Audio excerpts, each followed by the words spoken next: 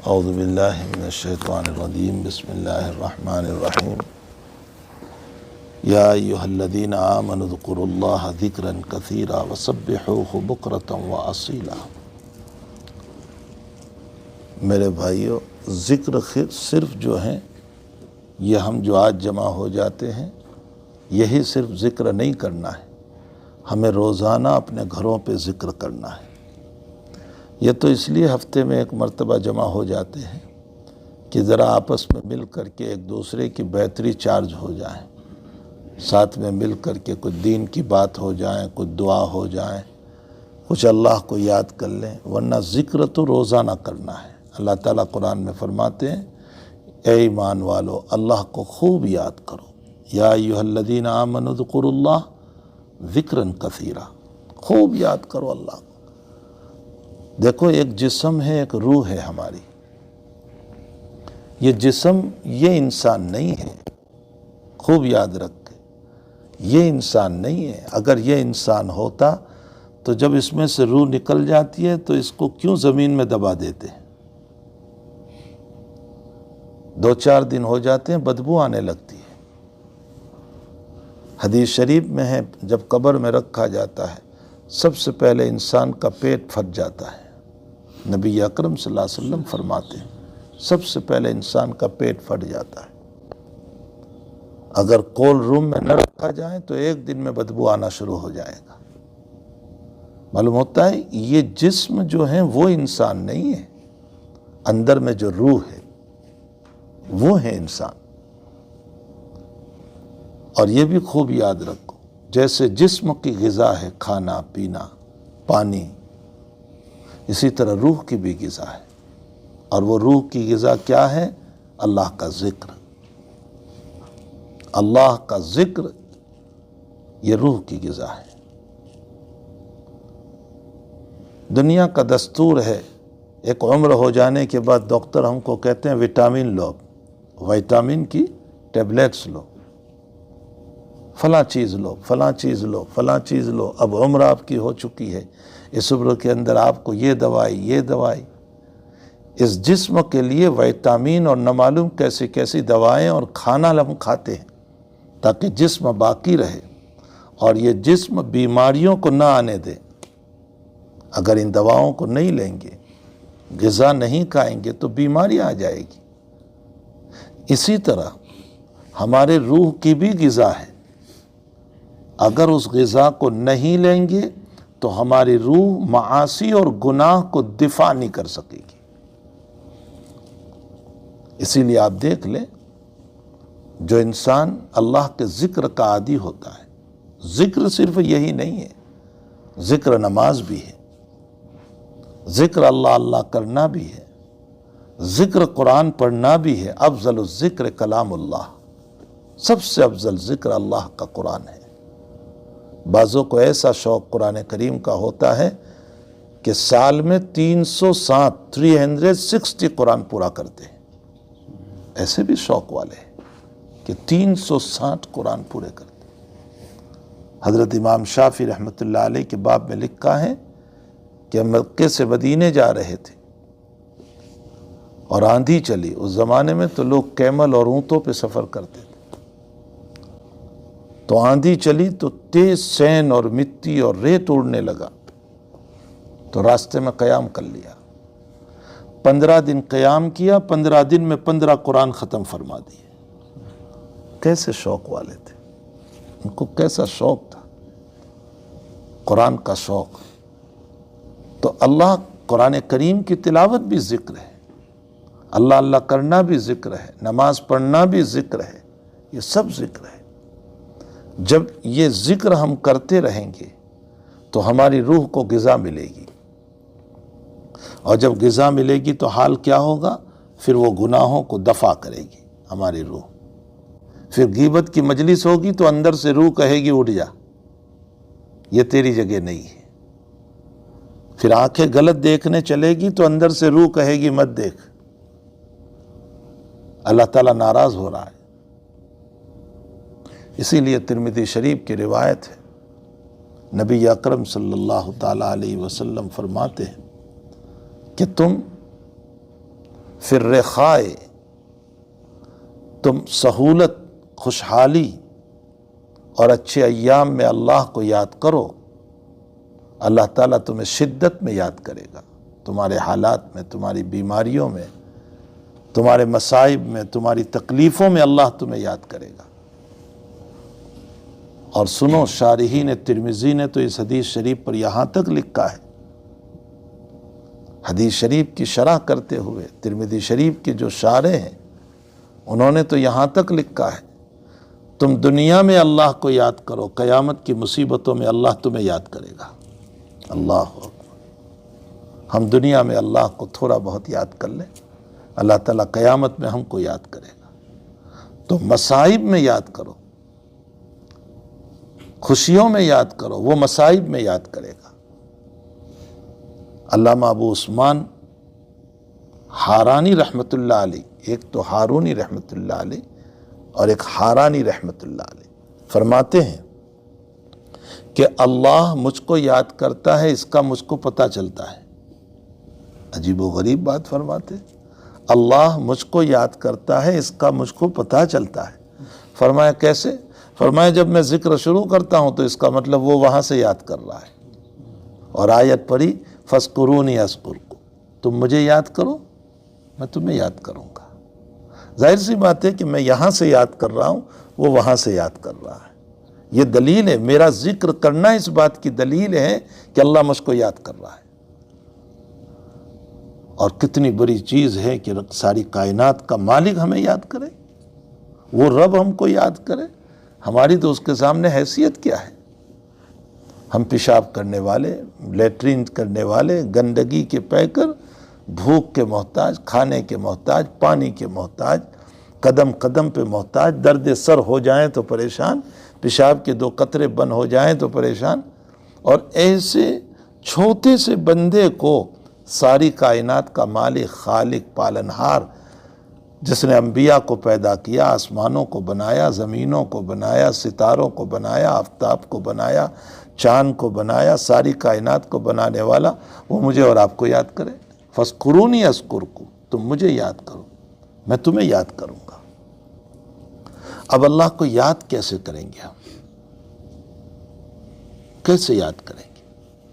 جب ہم ذکر کریں تو پوری توجہ اللہ کی طرف ہونی چاہیے، یہ نہیں کہ ہمارا ذہن کہیں اور ہے، ہم کر رہے ہیں لا الہ الا اللہ تو میں یہ سوچ رہا ہوں کہ میرا اللہ میرے سامنے ہے، اللہ معنا، اللہ ہمارے ساتھ ہے، اللہ میرا سن رہا ہے۔ ان تعبد اللہ کانک تراہ فإن لم تکن تراہ فإنہ یراک، عبادت تو ایسی کرو کہ تم اللہ کو دیکھ رہے ہو، اور چلو اس مقام پر نہیں پہنچے ہو تو کم سے کم یہ تو خیال کرو کہ وہ تو دیکھ ہی رہا ہے، اس میں تو کوئی دو رائے ہو نہیں سکتی، وہ تو دیکھ ہی رہا ہے۔ ان تعبد اللہ کانک تراہ فإن لم تکن تراہ فإنہ یراک، وہ تو یقیناً مجھ کو دیکھ رہا۔ تو پوری توجہ کے ساتھ ہم ذکر کریں۔ ہماری نماز کا ذکر بھی بڑا عجیب ہے، ساری دنیا یاد آتی ہے، اگر یاد نہیں آتا تو اللہ ہی یاد نہیں آتا۔ ہماری نمازوں کا حال یہ ہے، جب ہم کھڑے ہوتے ہیں اللہ اکبر، ساری دنیا یاد آتی ہے ہم کو، اگر نہیں یاد آتا تو اللہ یاد نہیں آتا، بس باقی ساری دنیا یاد آ رہی ہے۔ تو پوری توجہ کے ساتھ شاہ ولی اللہ صاحب رحمۃ اللہ علیہ نے اتنی پیاری مثال دی۔ اب وہ مثال تو ان لوگوں کو سمجھ میں آئے گی جو ہندوستان، پاکستان وغیرہ سے آئے ہیں، یہاں کی پیداوار کو مثال سمجھ میں نہیں آئے گی شاہ ولی اللہ صاحب کی۔ شاہ صاحب فرماتے ہیں کہ کنویں پر عورتیں پانی بھرنے جاتی ہیں تو سر پہ 3 مٹکے رکھتی ہیں، ایک کے اوپر ایک، ایک کے اوپر ایک۔ اب وہ باتیں کرتی ہوئی چل رہی ہے، ہنسی مذاق کرتی ہوئی چل رہی ہے، لیکن مٹکا سر سے نہیں ہلتا، پانی کا برتن سر سے پانی کا نہیں ہلتا۔ فرمایا وہ سب کچھ کر رہی ہے، توجہ اسی طرف ہے۔ شاہ ولی اللہ صاحب اس کو مثال دیتے ہوئے فرماتے ہیں تم بازار میں رہو، دکان پہ رہو، جاب پہ رہو، کاروبار میں رہو، بیوی بچوں میں رہو، ہر جگہ رہو، لیکن توجہ اللہ ہی کی طرف ہونا چاہیے۔ اسی کو قرآن کہتا ہے رجال لا تلہیہم تجارت ولا بیع عن ذکر اللہ و اقام الصلاۃ و ایتاء الزکاۃ۔ اللہ کے نیک بندے وہ ہیں رجال لا تلہیہم تجارت ولا بیع، ان کی تجارت، ان کا بزنس، ان کی بے وہ اللہ کے ذکر سے ہٹاتی نہیں ہے۔ عن ذکر اللہ و اقام الصلاۃ و ایتاء الزکاۃ، وہ بچوں میں رہتے ہیں تو بھی اللہ کی طرف توجہ ہے، وہ ہنسی مذاق کر رہے ہیں اپنی اولاد کے ساتھ، اپنے دوستوں کے ساتھ، لیکن اللہ سامنے ہوتا ہے کہ بس میرا اللہ۔ اس کو کہتے ہیں توجہ، اس کا نام ہے توجہ۔ جب ہم اللہ کا ذکر کریں، چاہے قرآن، چاہے ذکر، چاہے نماز، توجہ ہماری پوری اللہ کی طرف ہونا چاہیے۔ ایک چیز تو یہ ہے۔ دوسری چیز فرمایا تنہائیوں میں اللہ کا ذکر کرو، خلوتوں کے ساتھ یکسو ہو کر۔ خود پیغمبر صلی اللہ علیہ وسلم کو اللہ تعالیٰ نے فرمایا وَاذْكُرِ اسْمَ رَبِّكَ وَتَبَتَّلْ إِلَيْهِ تَبْتِيلًا، تیرے رب کو یاد کر اس طرح پر کہ سب سے یکسو ہو جا۔ یکسو ہونے کا یہ مطلب نہیں ہے کہ تنہائی میں جا کر کے کونے میں بیٹھ گیا اللہ اللہ اللہ اللہ، یہ مطلب نہیں ہے۔ یعنی تیرا دھیان دنیا سے ہٹ جائے اور اللہ کی طرف ہو جائے۔ تو مجمع میں بیٹھا ہو تو بھی اللہ ہی کی طرف ہو۔ ہم اللہ کو یاد کر رہے ہیں مجمع میں، لیکن توجہ اللہ کی طرف۔ وَتَبَتَّلْ إِلَيْهِ تَبْتِيلًا، سب سے علیحدہ ہو کر، یکسو ہو کر اپنے اللہ کو یاد کرو۔ بعض بزرگوں کے باب میں آتا ہے، حضرت بختیار کاکی رحمۃ اللہ علیہ کے باب میں لکھا ہے کہ جب وہ ذکر کر کے نکلتے تھے، اگر کسی آدمی پر نظر پڑ جاتی تھی تو ان کے اندر کی حرارت اور گرمی کا حال یہ ہوتا تھا کہ سامنے والا بیمار ہو جاتا تھا۔ اس لیے وہ ذکر کے بعد تھوڑی دیر بیٹھ کر سکون حاصل کر لیا کرتے۔ روایت میں ہے کہ حضور پاک صلی اللہ علیہ وسلم تہجد پڑھ رہے تھے اور تھوڑی سلام پھیرا، حضرت عائشہ رضی اللہ تعالیٰ عنہ فرماتی ہے السلام علیکم یا رسول اللہ، فرمایا من، کون ہو تم؟ حضرت نے نہیں پہچانا۔ فرمایا عائشہ، فرمایا من عائشہ، کون عائشہ؟ فرمایا بنت ابی بکر، ابی بکر کی بیٹی۔ فرمایا من ابو بکر، ابو بکر کون؟ فرمایا ابن ابی قحافہ، ابو قحافہ کا بیٹا۔ نہیں پہچانا۔ حضرت اس وقت عالم بالا میں تھے، اللہ کی تجلیوں میں ڈوبے ہوئے تھے، ایسے محو تھے، ایسے محو تھے۔ اس کے بعد تھوڑی دیر کے بعد جب اس عالم زمین پر تشریف لائے، مطلب تھے تو یہیں پر لیکن توجہ وہاں سے ہٹ کر ادھر آئی۔ حضرت عائشہ نے فرمایا تو فرمایا مجھے نہیں معلوم۔ اسی لیے بعض صوفیہ نے جو حدیث شریف میں آیا، بخاری شریف کی روایت میں ہے کہ حضور پاک صلی اللہ علیہ وسلم تہجد پڑھنے کے بعد یا فجر کی 2 رکعت سنت کے بعد تھوڑی دیر زمین پر لیٹ جاتے تھے۔ تو بعض صوفیہ فرماتے ہیں کہ وہ اس لیے لیٹ جاتے تھے کہ وہ جو تجلیات رب میں تھے نا، اسی عالم میں مصلی پر چلے جاتے تو نماز کے بعد صحابہ آپ سے بات نہیں کر سکتے تھے، اس لیے اس عالم سے اس عالم میں تشریف لے آئیں تاکہ صحابہ بات کر سکے آپ سے۔ اور فجر کے بعد آپ کا معمول تھا، روایتوں میں آتا ہے کہ صحابہ جو خواب دیکھے ہوتے تھے آپ اس کی تعبیر بیان فرماتے تھے، کبھی آپ خواب بیان فرماتے تھے اور اس کی تعبیر دیتے تھے۔ تو یکسو ہو کر کے تمام خیال کو اللہ کی طرف متوجہ کر کے اللہ تعالیٰ کا ذکر کرنا چاہیے، چاہے وہ نماز ہو، تلاوت ہو، ذکر ہو، کوئی بھی عبادت ہو۔ وَتَبَتَّلْ إِلَيْهِ تَبْتِيلًا، پوری توجہ کے ساتھ اللہ تعالیٰ کو یاد کیا جائے۔ اسی لیے مسلم شریف میں ایک روایت ہے کہ حضرت ایک مرتبہ مجلس سے اٹھ کر کے نکلے جلدی جلدی اور ایک باغ میں چلے گئے۔ اب صحابہ تلاش کرنے لگے کہاں گئے کہاں گئے کہاں گئے۔ ابو ہریرہ تلاش کرتے کرتے، عاشق تھے نا وہ تو، جب ابو ہریرہ پر اشکال ہوتا تھا کہ تم بہت حدیثیں بیان کرتے ہو، جب دیکھو حدیث جب دیکھو حدیث، اور صحبت بہت کم تم نے پائی۔ سن 7 میں ایمان لائے، یہ تو سن ہجری 7 میں ایمان لائے ہیں، تو 8، 9، 10 اور 11 میں تو حضور تشریف لے گئے۔ آپ کو 4 سال کی صحبت ملی اور اتنی حدیثیں. تو بعض مرتبہ لوگوں کو اشکال ہوتا تھا تو ابو ہریرہ اس کا جواب دیتے تھے کہ انصار کھیتیوں میں مشغول تھے اور مہاجرین بازار میں مشغول تھے اور ابو ہریرہ پیٹ بھر کے نبی کے دامن میں مشغول تھا. فرمایا میں وہاں جاتا تھا جہاں لوگ نہیں جاتے تھے.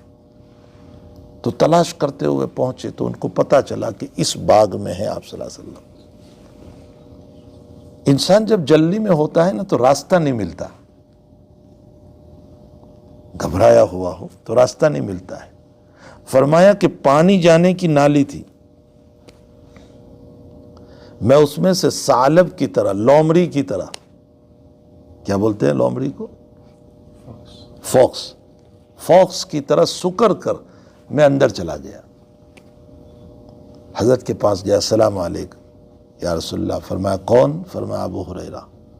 فرمایا اچھا. فرمایا یا رسول اللہ لوگ تلاش میں ہیں، آپ کی فکر میں ہیں، کہیں کوئی تکلیف نہ پہنچا دے اور پیچھے آ رہے ہیں. فرمایا اچھا سب کو بشارت سنا دو کہ من قال لا الہ الا اللہ دخل الجنہ، جو لا الہ الا اللہ دل سے پڑھے گا جنت میں داخل ہوگا. اور بطور سرٹیفکیٹ کے حضرت نے اپنی جوتیاں بھی دی، میری جوتیاں لے جاؤ، تاکہ کوئی یہ سوال نہ کرے کہ اپنی طرف سے اعلان کرنے آیا ہے. باہر نکلے تھے کہ سب سے پہلے ملاقات حضرت عمر سے ہوئی. فرمایا یہ جوتیاں لے کر کہاں جا رہے ہو؟ فرمایا حضرت نے یہ پیغام دینے کے لیے بھیجا. ایک مکہ مارا زور سے سینے پر. ابو ہریرہ کہتے ہیں میں پیچھے گرا اور روتا ہوا حضور پاک صلی اللہ علیہ وسلم کی خدمت میں آیا. یا رسول اللہ عمر نے مارا اور مجھے اعلان نہیں کرنے دیا. اتنے میں عمر بھی آ گئے. فرمایا کیوں مارا عمر تم نے؟ فرمایا یا رسول اللہ میرے ماں باپ آپ پر قربان. مسلم شریف کتاب الایمان کی یہ روایت ہے، میرے ماں باپ آپ پر قربان، اللہ کے نبی یہ اعلان نہ کروائیے. کیوں؟ فرمایا لوگ صرف لا الہ الا اللہ پر بھروسہ کر کے بیٹھیں گے، اعمال چھوڑ دیں گے، نماز چھوڑ دیں گے، روزہ چھوڑ دیں گے کہ چلو لا الہ الا اللہ تو ہے ہی، جنت میں تو جانا ہی جانا ہے، اب کیوں نماز پڑھیں، اب کیوں روزہ رکھیں. حضرت نے فرمایا صحیح کہتا ہے عمر، رہنے دو، چلو اعلان نہ کرو.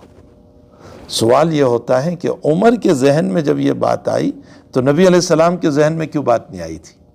کیوں اعلان کرنے بھیجا تھا؟ علامہ عثمانی رحمۃ اللہ علیہ فتح الملہم میں اس کا جواب دیتے ہیں کہ جس وقت پہلے ابو ہریرہ پہنچے تھے اس وقت نبی علیہ السلام اللہ کی رحمت میں اتنے ڈوبے ہوئے تھے کہ اس رحمت کو دیکھ کر کے آپ نے یہ فرما دیا کہ لا الہ الا اللہ والا کبھی جہنم میں جا ہی نہیں سکتا ہے. اور جب واپس تشریف لایا ابو ہریرہ اور عمر تو وہ کیفیت ختم ہو چکی تھی. علامہ عثمانی اس کی مثال دیتے ہوئے فرماتے ہیں کہ گہے برپائے نمی بینم، فارسی میں شعر ہے کہ یہ انبیاء کا حال یہ ہے کہ کبھی پاؤں پر پڑی ہوئی چیز نظر نہیں آتی اور کبھی دور و دراز کی چیز بتا دیا کرتے ہیں. اور مثال دی، فرمایا کہ یوسف علیہ السلام کنعان میں یعقوب کے گھر کے پاس پڑے ہوئے تھے لیکن پتہ نہیں چلا یعقوب علیہ السلام کو. اور کبھی مصر سے یوسف کا کرتا چلا اتنے دور سے اور یعقوب کہہ رہے ہیں کہ یوسف کے کپڑے کی خوشبو آ رہی. فرمایا یہ انبیاء کرام علیہ السلام پر حق تعالی منکشف کیا کرتا ہے.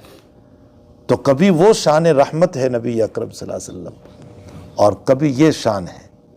اسی لیے علامہ عثمانی پھر اور ایک مثال دیتے ہوئے فرماتے ہیں کہ جب شان رحمت کا غلبہ ہوا تو آپ نے فرمایا فاطمہ تو بضعۃ منی، فاطمہ میرے جگر کا ٹکڑا ہے، جس نے اس کو تکلیف پہنچائی اس نے مجھ کو تکلیف پہنچائی. اور جب یہ شان کبھی ختم ہوئی تو آپ نے فرمایا سلینی معاشیتی یا بنی فاطمہ، بیٹی فاطمہ دنیا میں جو مانگنا ہو مانگ لے، قیامت میں تیرے باپ کا نبی ہونا تجھے بچا نہیں سکتا. کبھی یہ شان ہے کبھی یہ شان ہے. تو اللہ کی اس شان رحمت میں ہم کو ڈوب جانا چاہیے جب اس کا ذکر کرے. اسی لیے سبعۃ یظلھم اللہ یوم لا ظل الا ظل عرش الرحمن، صحیحین کی روایت ہے بخاری مسلم کی، کہ 7 قسم کے لوگوں کو اللہ تعالیٰ اپنے عرش کے سائے میں رکھے گا. ان میں سے ایک کون ہے؟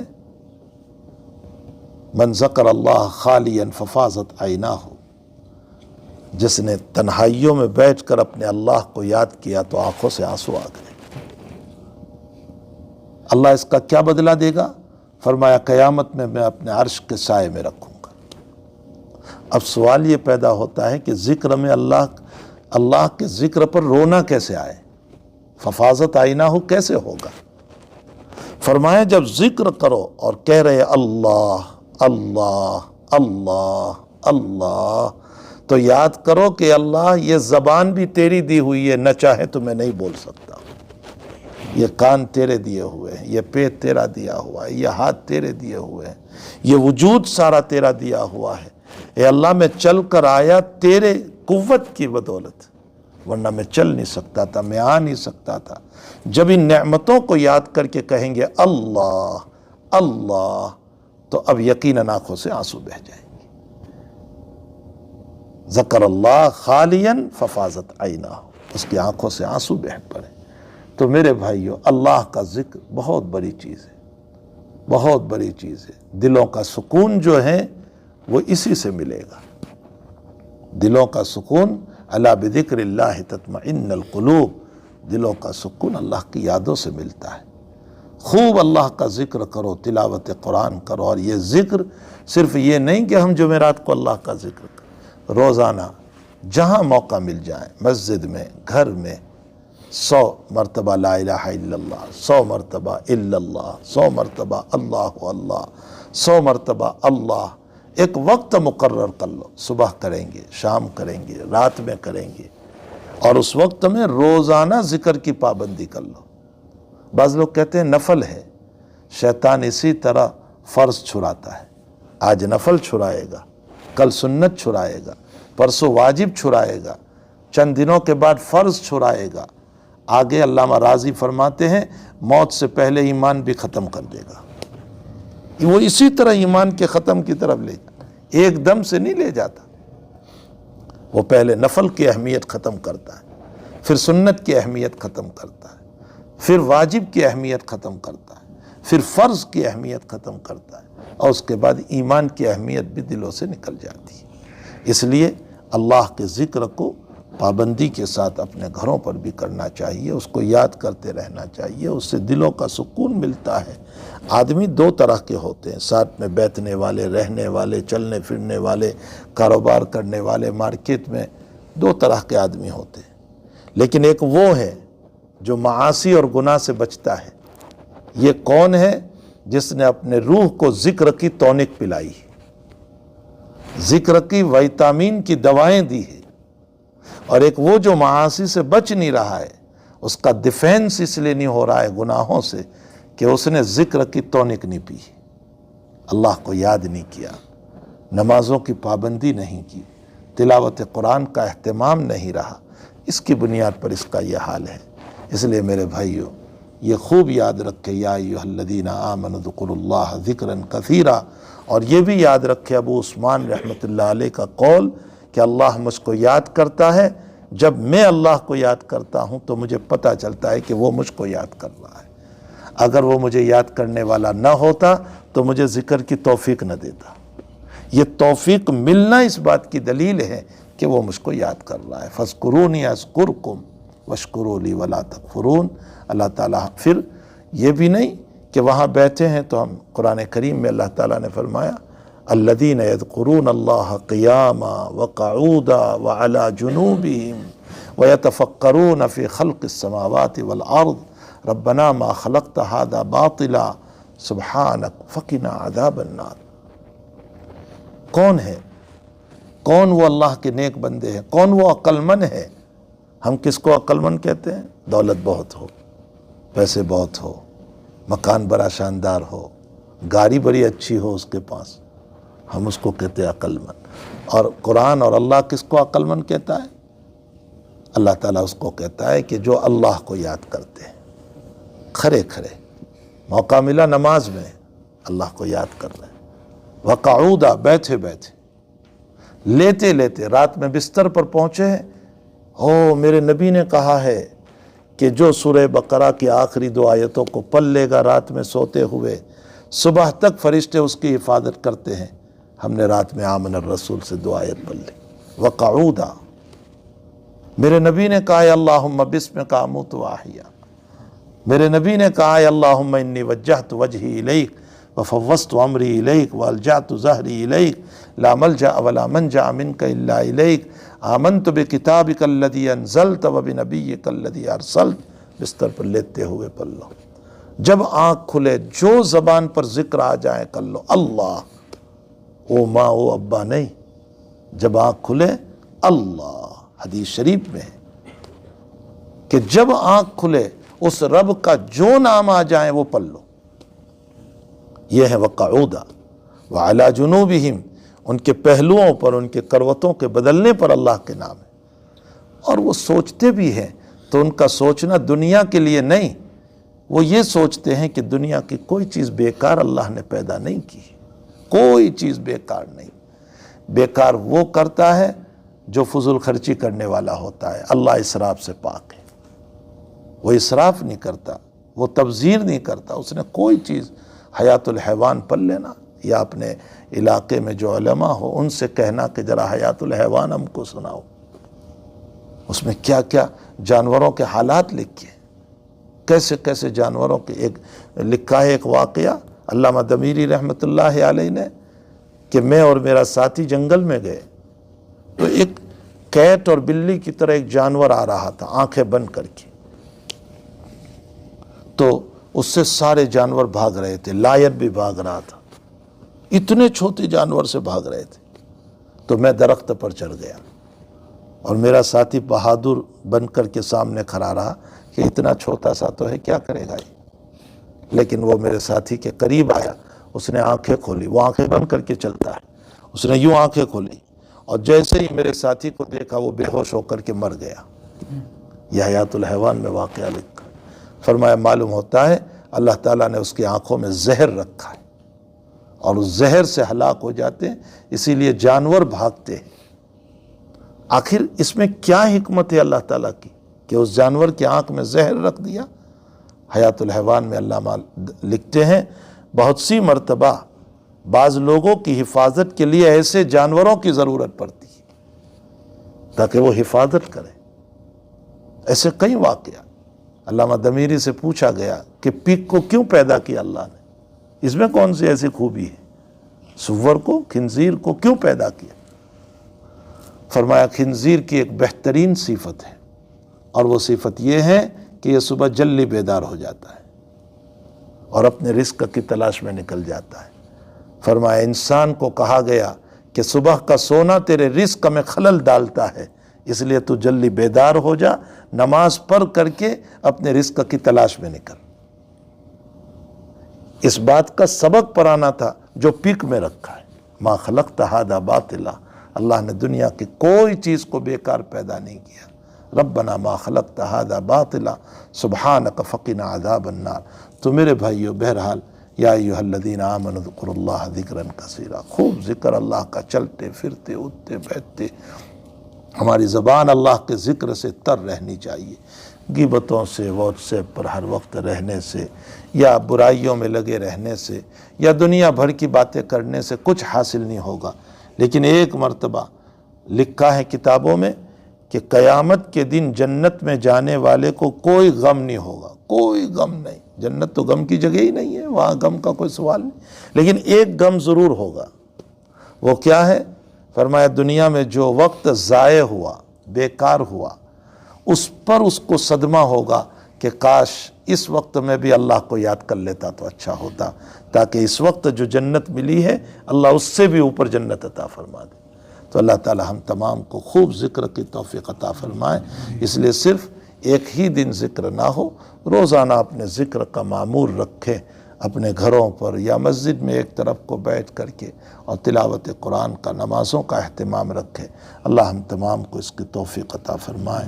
سبحان اللہ و بحمدہ، سبحانک اللہم و بحمدک، نشہد ان لا الہ الا انت، نستغفرک و نتوب الیک.